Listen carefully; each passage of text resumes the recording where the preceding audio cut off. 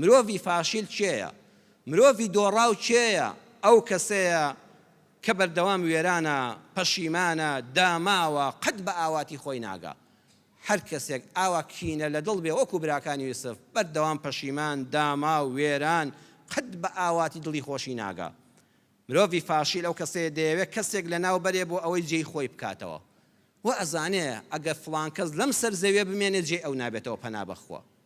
جاری وا هەیە دوو بووک لە ماڵێکان ڕقیان لە یەکترە، وەڵی بوختان بۆ یەکتر دەکەن، بەڵکو لەبەر چاوی خەسوو خەزووری خۆی بەرێتە پێشەوە. ئەو دوانە بەیەکەوە هەگە هیچ پۆستێکیان نییە، هەوڵی لابردنی یەکتر دەدەن.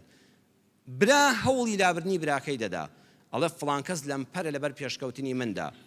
مرۆڤی فاشیل دەیەوێت کەسێک لە ناو بەرێ بۆ ئەوەی جێی خۆی بکاتەوە، و ئەزانێت تا فڵان کەس مێنێت جێگەی ئەو لەم سەر زەویە نابێتەوە، کە هەڵەیە بەخوا سەر زەوی ئەوەندە فراوانە، ڕزقی خوا ئەوەندە زۆرە، جێگەی هەمومان دەبێتەوە.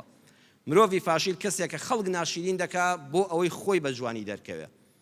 بڵێ فڵان کەس چاکە 1001 بوختانی بۆ دەکا، بزانێ فڵان کەس ناو و ناوبانگێکی هەیە 1001 بوختانی بۆ دەکا، کەسایەتی ناشرین دەکا، هەر هیچ نەبێ لە فەیسبووکا لەسەری دەنووسێ، هیچ نەبێ وتاری لەسەر دەدا، خۆ هیچ زیانی بۆ ئەو نییە، هیچ خراپەی نەکردووە بۆ ئەوەی ئەو ناشرین بێ و من خۆم جوان دەرکەوم لە بەرچاوی خەڵکە. ئەمە نەخۆشیە، ئەمە نەخۆشیە ئینسان وەکو براکانی یوسف بەس بەژمەینەتی بۆ دەمێنێتەوە.